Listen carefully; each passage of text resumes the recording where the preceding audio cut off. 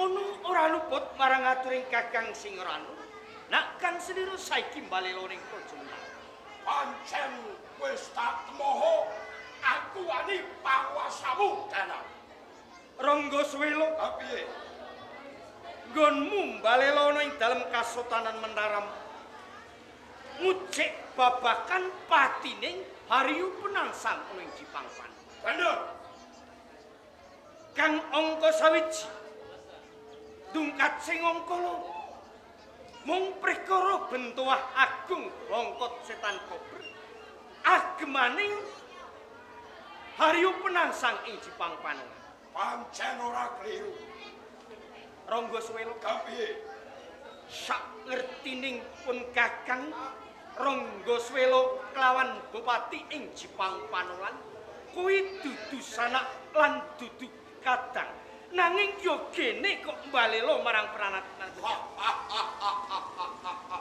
Danang luput nggonmu mastani kelawan Ya. Arya Penangsang kawan Rangga Swela. Najan to ora dulur tunggal welat ning dulur tunggal wiridan. Muridé Sunan Kudus yo Jabar Sodik. Dadi wis pas yen aku ora nrimakno patine Arya Penangsang alam semono. Jebul kadang tunggal guru tunggal wiridan ana ing Kasunanan. Bener. Rangga Swela. Nak babakan kowe ngucik marang patining Harya Penangsang kuwi pancen alam ana ing pajang kang diasta dening Kanjeng Sultan Hadiwijaya. Wis pas yen to Arya Penangsang panik kan Hadiwijaya alam semono. Mergo apa? Ora patut, ora pantes Hadiwijaya dadi ratu ora pajang. Sak lereken Demak Bintoro sing kudune dadi ratu Harya Penangsang.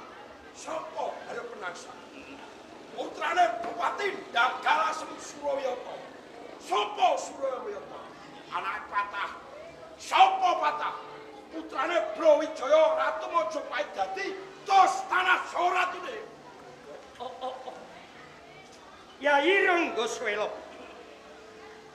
Umpamaning Harya Penangsang wani marang pranataning Kanjeng Sultan Hadiwijaya ing pajang kuwi kanggoning Rangga Swela wis pas. Sebab apa? Nak Hadiwijaya jumeneng sultan ing tanah Pulo Jawa.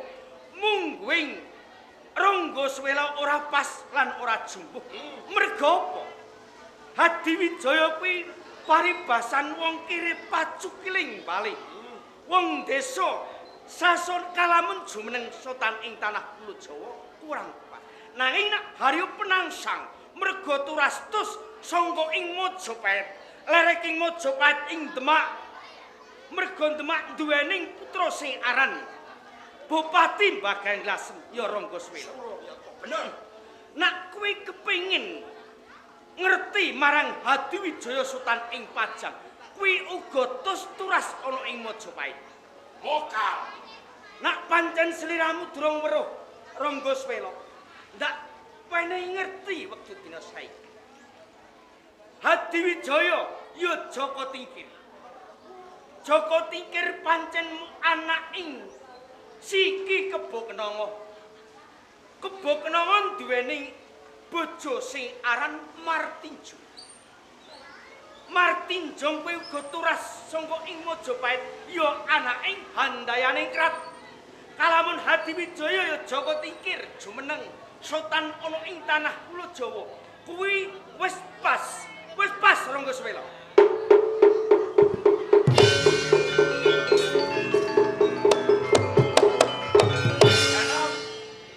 Janur Majong sinupet.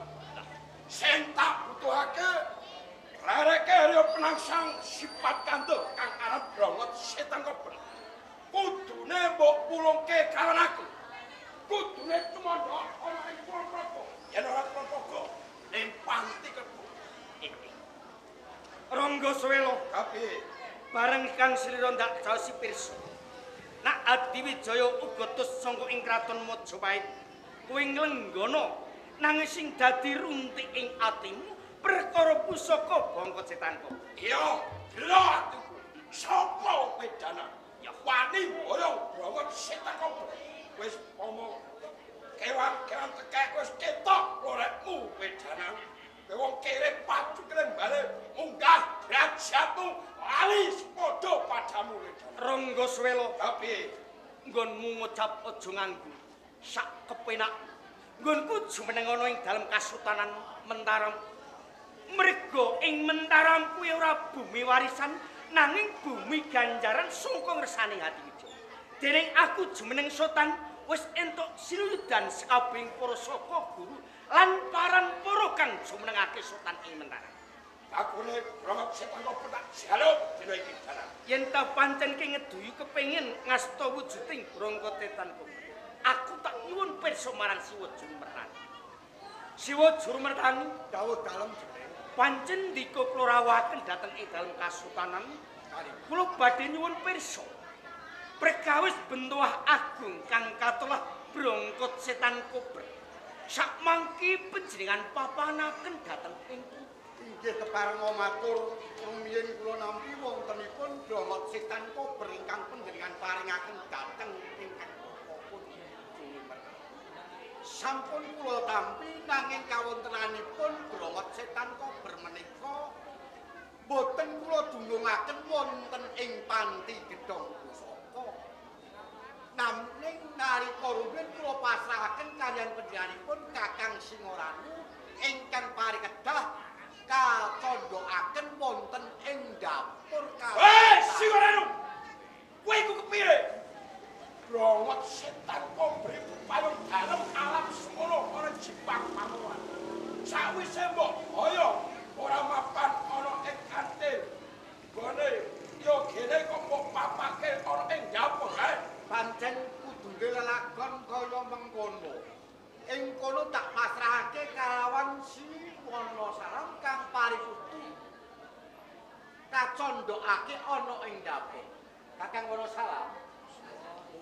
Rikala semono aku pasrahke pusaka Brangka Setan Kober kang supaya kok candhakake ana ing dapur ing kono pun. Mbok menawi kemawon tasih Dur digawe apa ana ing dapur? wonten ing dapur Brangka Setan Kober menika kanthi iris-iris brambang lan sak panunggalipun. Karepmu piye? Pino? Ora teges aku mino marang kasektene Brangka Setan Kober. Ing kasunyatane koyo mangkono. Ya jadi parake Brangka Setan Kober tinggalane hale perang sangku ya. Pepet siap lumu piye? Nuwun sewu jeben.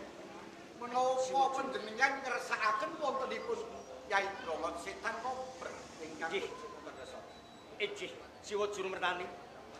Pancen Rangga Swela kepengin sanget nyepeng wujudipun Brangka Setan. Rangga Swela, Tapi ya jarak.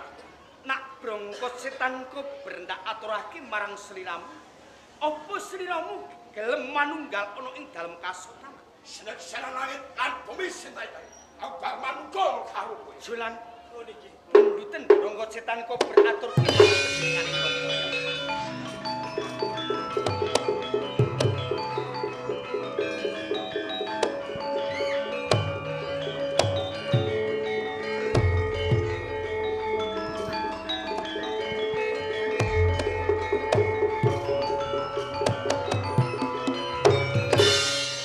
Yayi Rangga Swela, Tapi ya jarak. apa bener lan kowe ora pangkling utawa ora lali wujuding Brangka Setan Kober? Pancen bener yo kuwi. Tamani yen kowe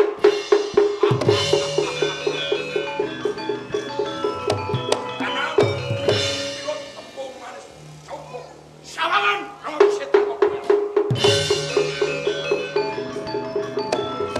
Karena mesti neng sira wis ngerti ampuhe Brangka Setan Kober. Papasan ancungke bluk-bluk ancungke segara asadana. Rangga Swela, Tapi apa to sebabe Brangka Setan Kober ndak papanake ana ing dapur? Mungguing Hatiwijaya alam semono pancen ampuh. Nanging saiki kanggoning Danang Sutawijaya, Brangka Setan Kober ijih ampuh pusaka Kyai Jerubut.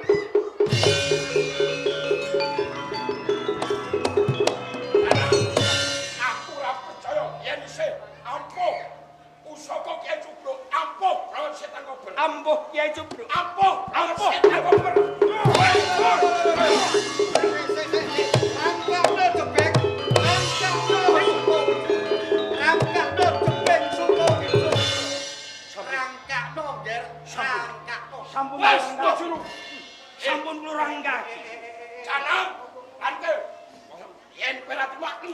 jaba. Panjen paling.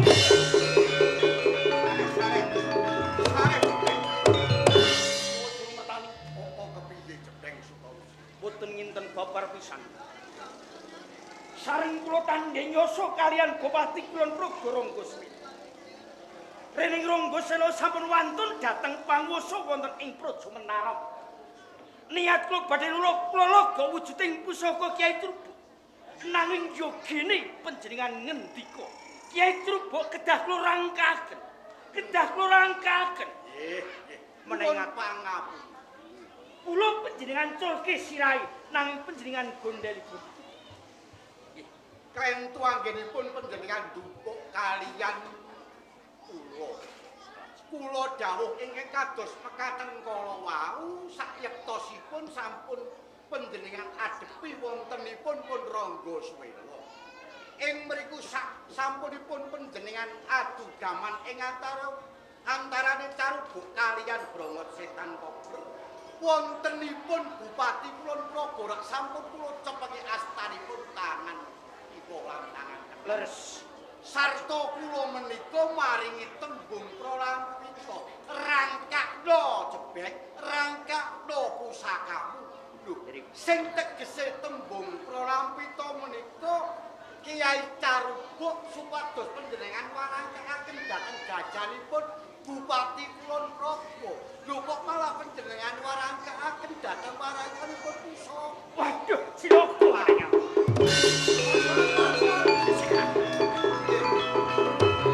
Mangke wonten maju malih.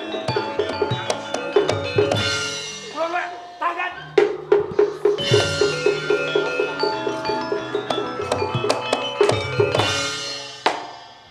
Kok bingung marang panjenenganing pun Kakang.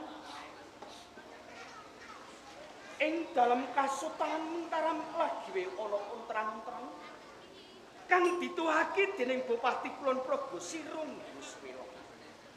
Lalakon iki durung bisa kelakon rampung kapurup kang slira linggar saka ing dalem Taman Sari tumuju ana ing dalem kasutan janiki ana kawigaten apa.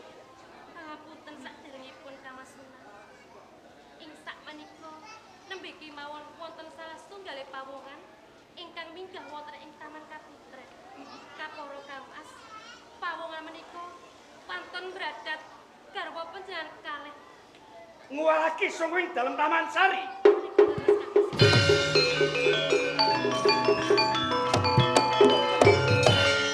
Napa ingkang dipunaturaken Kang Mbok sakmenika leres Kang Mas? Sopo kang wani cumanthok kendel ngrangkatke wong sak kloren saka ing dalem Taman Sari. Ingkang dipunarani Joko Wangking Kang Mas. Joko Wangking.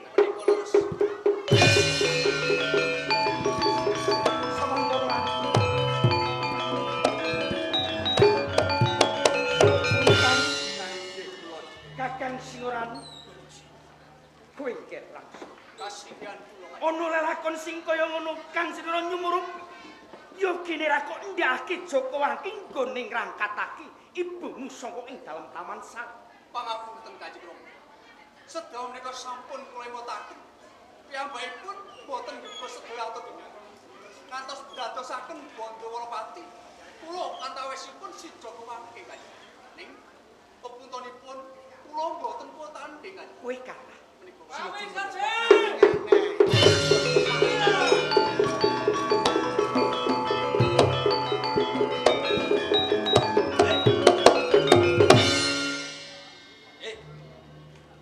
sampun kula pariksa. Nek ini teng ing Mentaram suduk gunting tatu lur Mencang Lampang ingkang dereng wonten kerampungan. Tumpul lampan diajeng pamecak. Pramila kanthi menika matumpa-tumpa wontenipun lelampahan ing terus ingkang panjenengan buka lho Kanjeng. Bendos sawetawis. naniki Apa kirane yen to ana ing papan kene ana jeneng Kasultan Mataram. Ana kersane Kanjeng Rama Danang Setuju. Oh iki do agung lho pancen bener Jawa. Pancen satemening aku durung nate manut marang Kang Nggon munggah ana ing Pendopo Agung Mentaram. ora duwe trap sila nganggo karepmu dhewe. Sapa? Jenengku Joko Wangking. Joko Wangking iki kowe. Aku.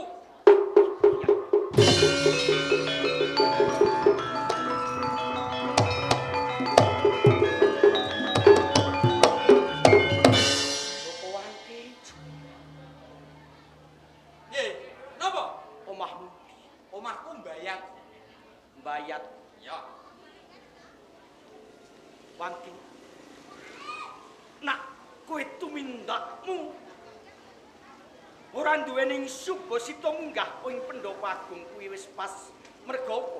Mbok menawa kabeh iki mau golowentah kurang. Tata gelar ing Praja Mentaram ndak kira Kang Srira durungan.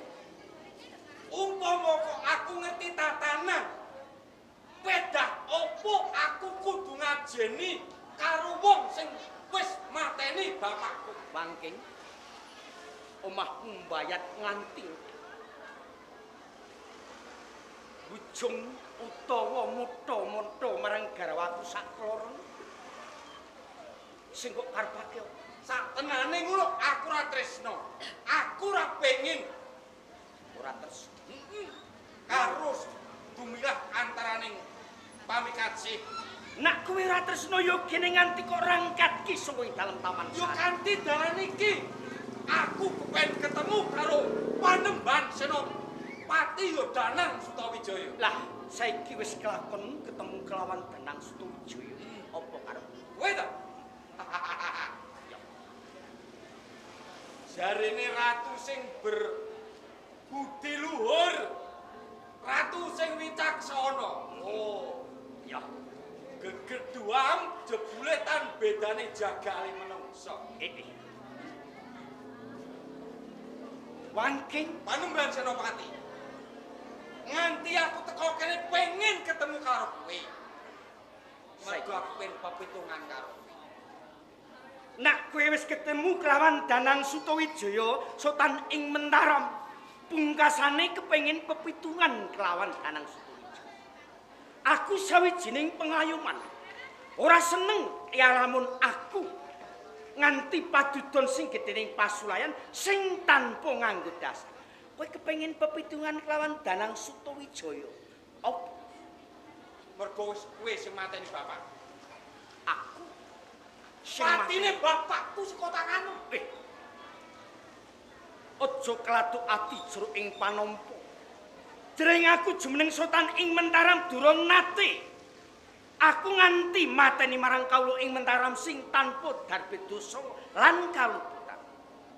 Sapa, Pak? Yen kowe lali, ning kene tak wani ngerti, tak elingke 20 taun kepungkur. Ya, Kowe apa ora kelingan duweni abdi kang aran Baureksa? Baureksa. Baureksa apa? Kuwi bapakku. Baureksa iki bapakmu? Iya.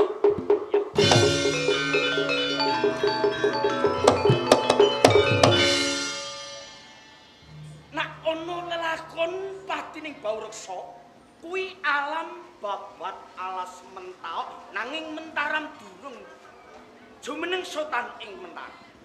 Bener nak wong tuamu Baureksa. Luwih cetha sing alam babat alas Mentaok pendereking Danang Sutawijaya kalebu panjenenganing Siwa Jaramertani, Rama Pemanahan lan Penjawi.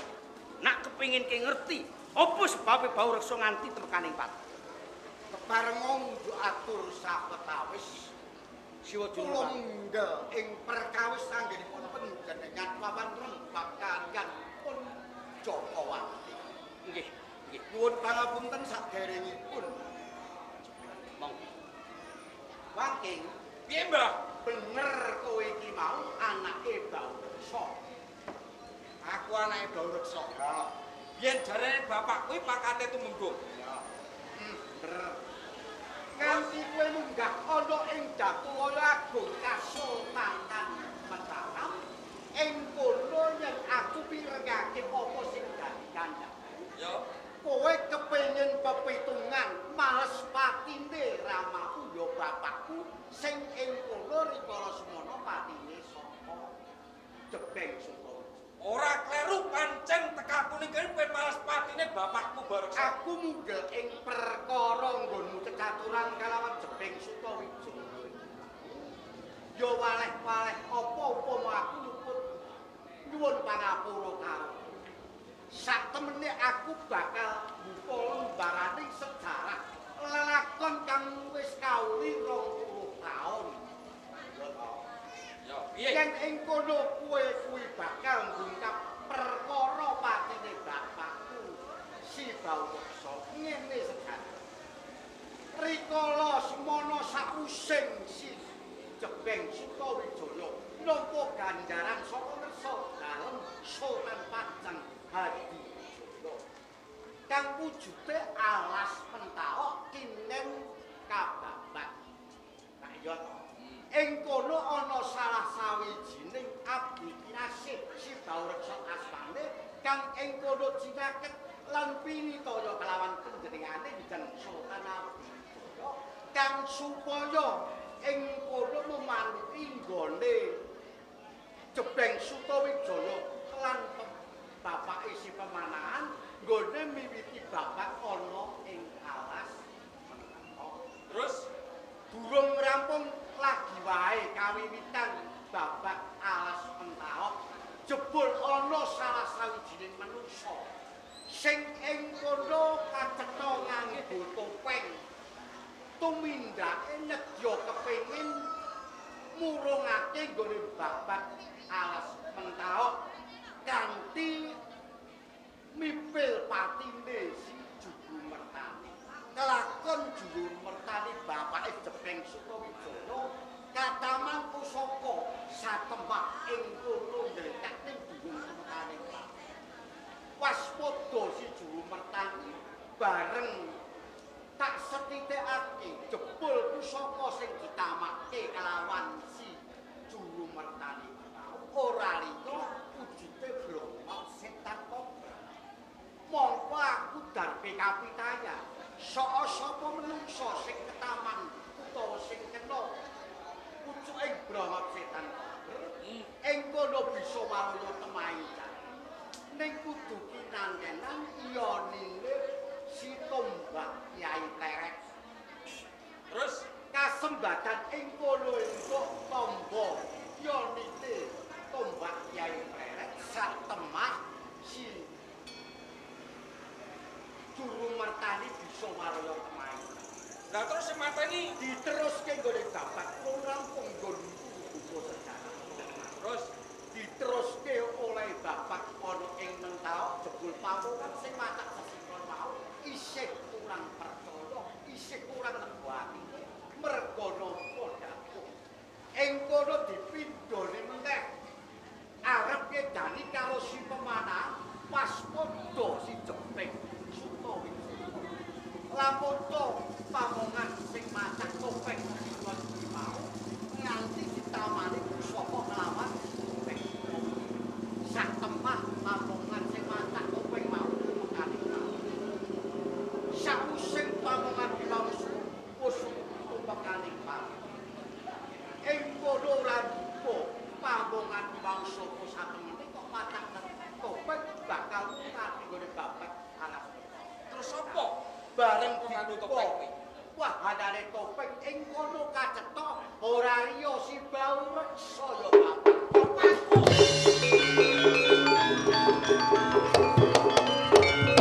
Kabeh timau sing salah iki ora Jeping Sutawijaya.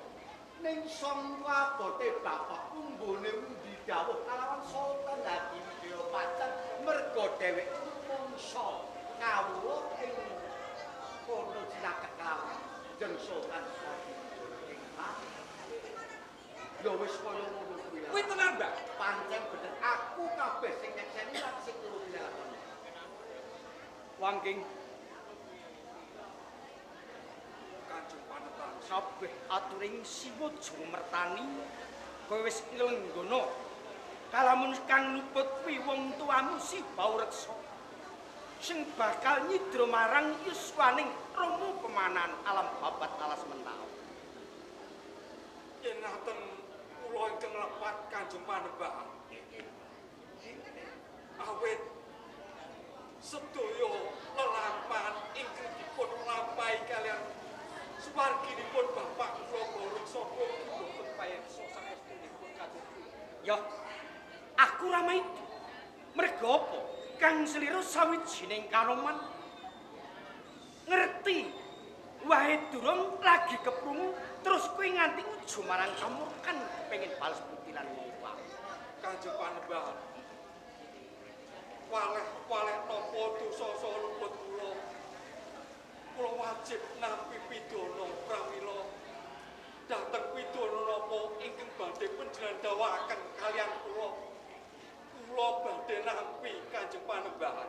Joko Wangking umpama nak Kang Slira nampa pidana sangka ngersaki wis jumbuh awit sira wani marang pranatan ing Mentaram sarta wani marang Danang Sutowijaya Sultan ing Mentaram. Nanging kanggo nebus marang kaluputanmu ing Praja Mentaram dina saiki lagi kesruh kang dituwahake dening Bupati Kulon Progo ya Sirong Guswi.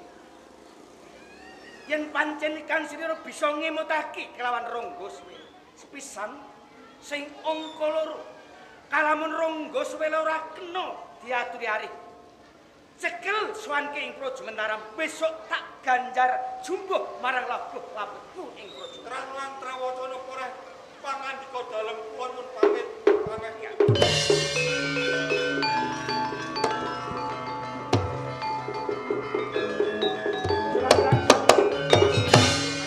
Kang Slira sawijining satriyane negara ing Praja Mentaram aja nganti wedi kangelan manuk ana saka kadohan Joko Wangking.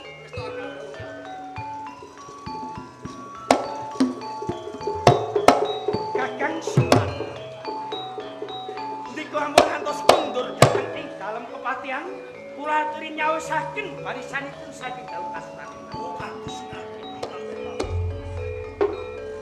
Diajeng pamikasih lan rekna bilang sira ndak kanthi dirake panjenenganing pun kakang katem ing dalem pamangsan. Ayo monggo.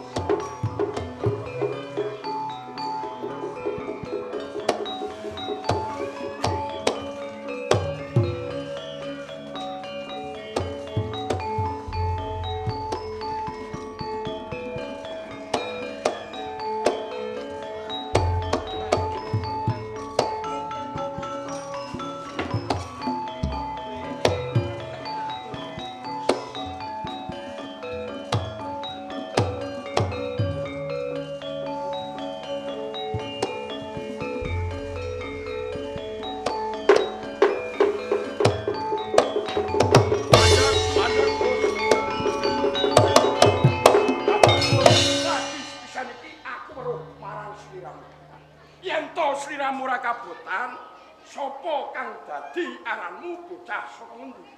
Jenengku Joko Wangking. Joko Wangking. Aku bocah saka Mbayat. Kawula ana ing Mentaram. Desa Mumbayat klebu kawula ana ing Mentaram. Pancen ora Joko Wangking, adoh nggonmu ninggalo desa Mbayat nganti ngancikno sikilmu ana ing Kabupaten Kulon Progo. Mu wigati apa Cah Bagus? menika pun ngancaken bumi Kulon Progo to. Iya. Nggih. Kula menika nampi dawuh saking ngersane Kanjeng Panembahan Senopati.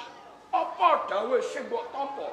Supados kepanggih kalian Gusti Hadipati Rangga Suwela wonten ing Kulon Progo. Yen wis ketemu, Kula kapurih ngendhakaken lekasipun ingkang kalenggan menika sampun wani tatan wonten ing Kasultanan Mataram. oh dadi cetane sira minta srayane ngersa dalem Panembahan Senopati Danang Sutowijaya. Boten sisip napa panjenengan pun pirsa kalian Hadipati Kulon Progo Rangga Suwela. Joko Wangking, nggih, mung aku pribadi. Panjenengan Iya.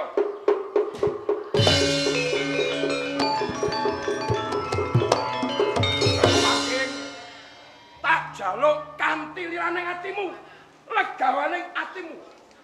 Aja nganti mbok terusno dadi minta srayane wong Mentaram. Yen perlu kena melu ngombongi tumindakku, mengko bakal tak paring pangkat sing dhuwur, bondo donya sing akeh, mulya uripmu. pangapurane bae. Aku wong ora edan pangkat derajat. Sing perlu ning kene iki aku nampa dawuh lawan sesembahanku. Umpama kok aku mbadal, teges aku kadung luput. Mula tiba kosok baline. Iya. Nek gelem kowe kudu nyandhak barang bakal dimusuhan oleh Mataram nek ora kersa bakal tak beksa lawan Bangke. Ojo meneh mung satu. Tak alibasake 1000 samsai prajurit Mataram langkang calon layung musuh lawan aku. Oh, lakon. Oh! Ayo! Ya, oh! Oh! Ah! Ah! Adipati Rangasula kuwi Saumpama pun perintah yen to aku menang ora kondang, umpama aku wirah. Yen kalah karo yen pancen kowe dina iki kinudane iki tamparono lu ruwet atanku. Wong sakmono wis wanti. Hei, Dana! Yen beratimu adep kono aku dina iki.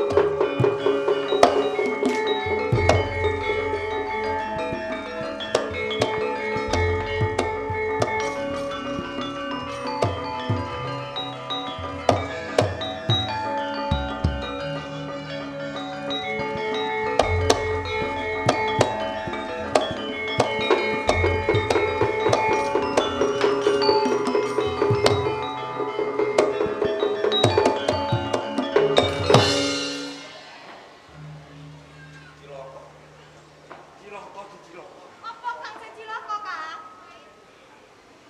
Kepiye to sampean kok dia mau ninggal aku? Umpama kok tak teruske lakon kowe aku kadung luput. Kurung nggon kowe mateni karo Panembahan. Mergo bapak ki mbiyen sing kene. Pak Sengkler. Yo, ning dene semono sapi sing aku iki didongengi akeh-akeh perkara lakone bapak mbiyen. Jujune kakang kuwi kok ora nampa pidana saka ngersane Panembahan Senopati. Kapara kakang kuwi dijumenengke Senopati ngadepi wong saka kulon Praga. Ning emane cilakane iku nggonku ngadepi karo Adipati Ranggasuwela kuwi ora entuk gawe. Mergo Adipati Ranggasuwela iku ndek pusaka sing ampuh. Wah. Cilaka iki. Piye dine ana kahanan sing kaya ngene? Piye yo Kang, aku kok melu bingung. Kira-kira kowe ndek penemu piye carane aku iso bali ning Mataram nggawa bandane Ranggasuwela aku yo nampa ganjaran ana ning Mataram. Aku melu bingung kok Kang. Sik. Ngene yo. Apa to Kang? Aku kowe lak kepengin junjung dhuwur jenenge bapak. Pancen bener Kang. Nek ana kahanan kaya ngene iki wong iki abdi ana ing Mataram mestine iki lak yo mestine bekti karo wong Mataram. Umpama aku njaluk tulung kowe ngono kowe gelem apa ora? Aku gelem kok. Kang. Gelem tenan. Gelem. Lah nek kowe gelem kowe tak jak ning Kulon Praga. Kowe engko ketemu karo Adipati Ranggasuwela. Nek wis ketemu rupamu ya ayu. Piluten Ranggasuwela. Ngono. Rayu ben tresna karo kowe. Nek lakon tresna karo kowe, Ranggasuwela kuwi duwe pusaka sing ampuh. Jenenge Kyai Brongot Setan Kober. Nek wis mbok pilut kesengsem karo ayumu, golek limpene pusaka Brongot Setan Kober colongan. Engko nek mbok colong peneh ki aku. Berarti aku kudu ngono Kang. Iya. Ya wis aku pamit ya Kang ya. Sing hati-hati.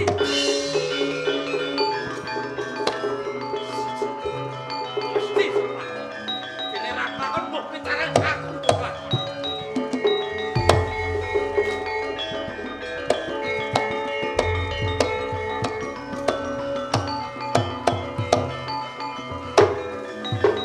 Oke.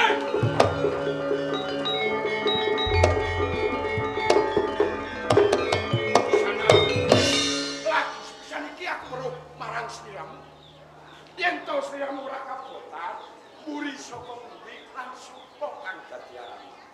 Sakmenika kula tantri. Tantri. Kula saking Bayat kok Kanjeng. Saka Bayat.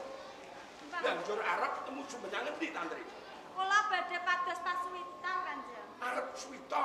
Nggih. Ning Kulon Progo. Leres kok Kanjeng. Tantri, tantri. Ora usah dadak Suwita sliramu. Parang Bupati Kulon Progo ya Rangga Swela mung aku dhewe. Tantri, Pripun Kanjeng? yen kowe ra kabotan dina iki, sliramu bakal tak pesake minangka dadi garwaku, Tantri. Dados garwane panjenengan. Iya, piye kowe saguh apa ora? Yen makaten, kula saguh kok Kanjeng. Tenan, Saestu. tenan. Nggih. Tresnamu tulus jroning atimu. Kula tulus Kanjeng. Tantri, Pripun Kanjeng? yo matur nuwun ya sakwise sliramu tulus nggonmu tresnani kelawan aku sawetara. Petekono awakku iki, yo. Nggih Kanjeng.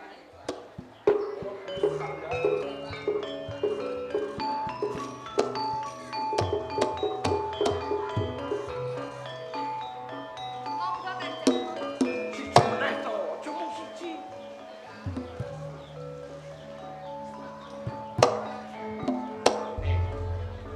Wong calon garwa iku dene kaya ngono. Tantri, tresnaku jroning atiku kang tulus. Tak tujuke marang sliramu ora bisa pisah nganti jagat dinulung paribasane.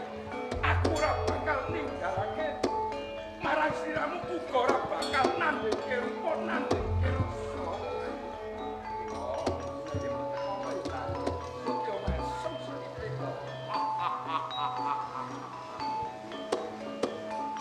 Ini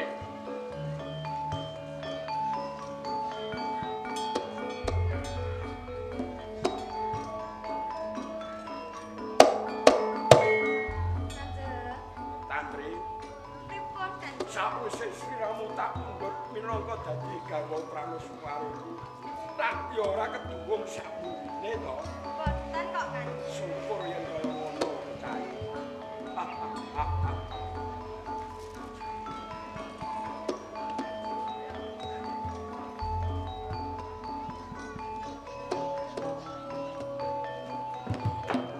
Kepiye to wong ayu? Sayo.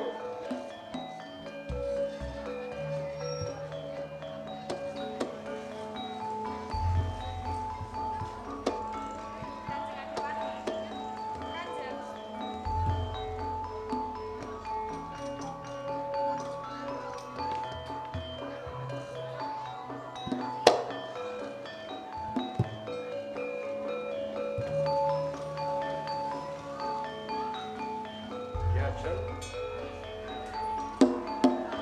Tantri. Dina iki dina Respati manes aku kang bakal ngupoko ing pusakaku Brahmat Sitara. Tantri. Tantri. Pusakaku. Loh, bajingan kowe. Tantri. Manungsa ora kena deman ora kena kanggo tepo tuladhane wanita. Medhek, medhek kowe.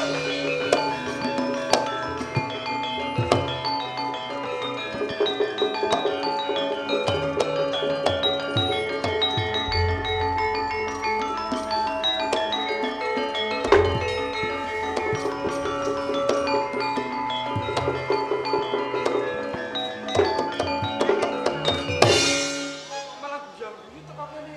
Lah piye Kang? Aku lagi bungah hatiku. Sawang kowe wis mlakom mlebu ning gone Kabupaten Kulon Progo. Ya wis to Kang. Hah? Wis. Wis ketemu karo Ya Adipati wis. Rangga Swela. Heeh. Lah terus kepiye? Iki Kakak. Sama buta iki to? Lho. Iki Heeh Kang. brongo cetan kober. Bener Kakak. Wah, adikku sing ayu tenan. Kelak ora diapa-apake to karo Adipati Kulon Progo. Ora Kakak. Mek didemek sak dembekan tok. Tenan kuwi. Tenan. apake yo.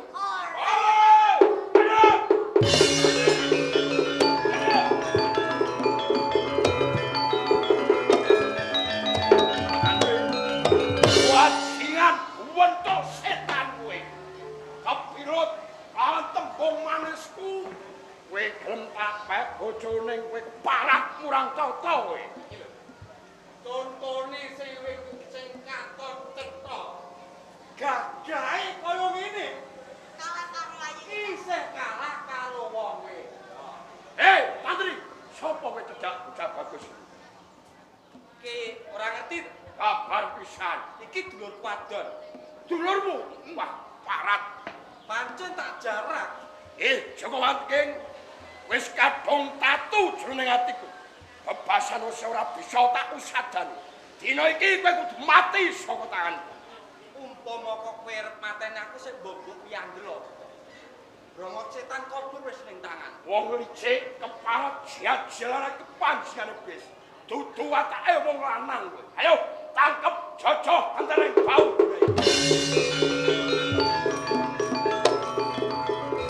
Oh, ya!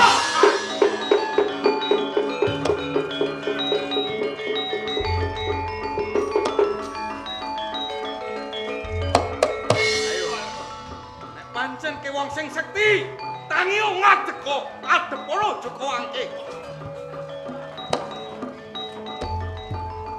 Dole keparat siro.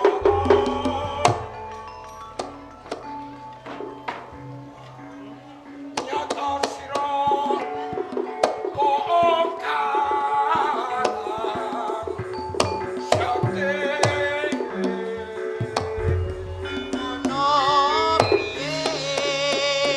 Yen nyoto si Robrawira.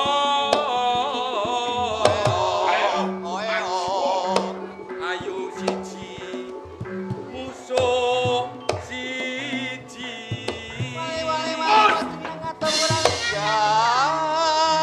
Nyata siro. Oh, kan. Syakti. Andang siji musuh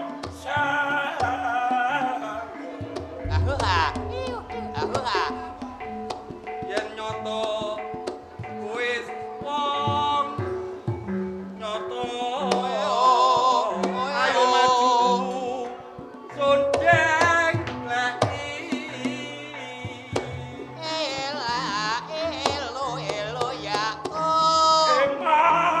Kemaran sih rawaning sira bakal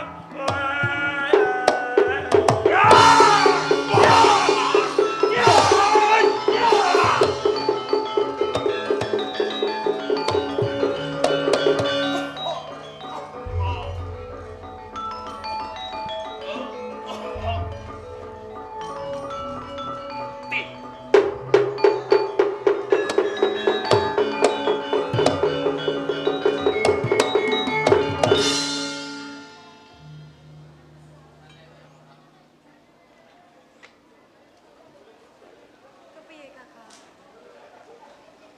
Adipati Ranggaswira wis temekane Pak. Teges nggonku ngayahi lawan purba lan wasisane Kanjeng Panembahan Senopati wis entuk gawe. Mula ayo padha sowan ana ing Kastantara. Ayo Kakak.